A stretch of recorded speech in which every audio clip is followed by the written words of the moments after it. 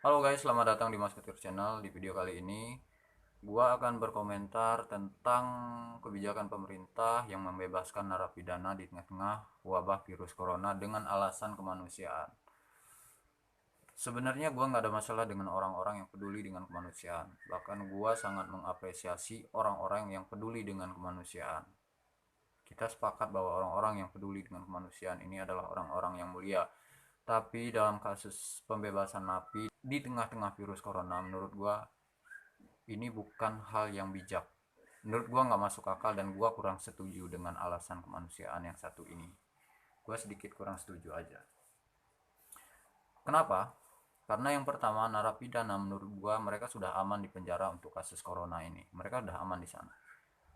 Mereka sudah aman di dalam penjara sana, kecuali ada tahanan-tahanan yang bebas keluar masuk dari penjara. Keluar masuk dalam artian mereka bebas, dibebasin keluar masuk hingga dikhawatirkan menularkan virus untuk narapidana yang lain atau orang-orang yang di dalam lapas tersebut. Tapi nggak mungkin kan, narapidana nggak mungkin keluar masuk kan.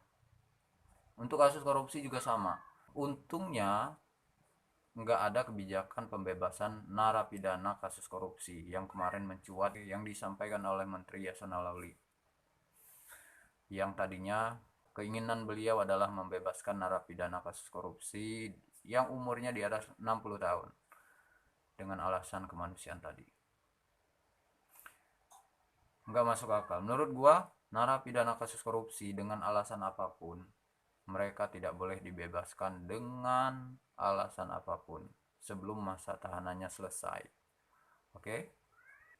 Untuk kasus yang umum itu tetap diberlakukan. Dan ada beberapa kasus yang beredar di internet, yang viral yang saya lihat, beberapa kasus orang-orang yang baru dibebasin dan masuk lagi ke penjara karena melakukan tindakan kriminal. Artinya apa? Artinya kebijakan ini sudah jelas nggak efektif. Orang-orang ini kembali lagi berkeliaran di luar sana. Ini yang ketangkep, yang nggak ketangkep kita nggak tahu. Lebih dari itu, mungkin orang-orang ini sudah membawa virus dan sudah menebarkan virus kemana-mana. Kita nggak tahu.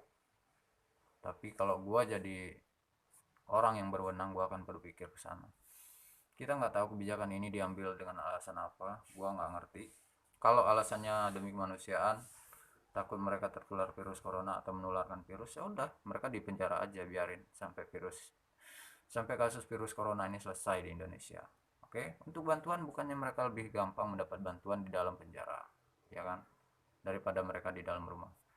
Bahkan apabila mereka pulang ke rumah, bukan tidak mungkin mereka menjadi beban keluarga mereka yang tadinya keluarganya mendapatkan bantuan beras 5 kilo yang bisa dimakan untuk dalam waktu 3 atau 4 hari. Dengan adanya bertambah orang yang di dalam penjara ini pulang ke rumah, menjadi beban, ya kan, menjadi beban yang di rumah. Gue sih nggak habis pikir alasan pemerintah membuat kebijakan ini. Gue nggak habis pikir.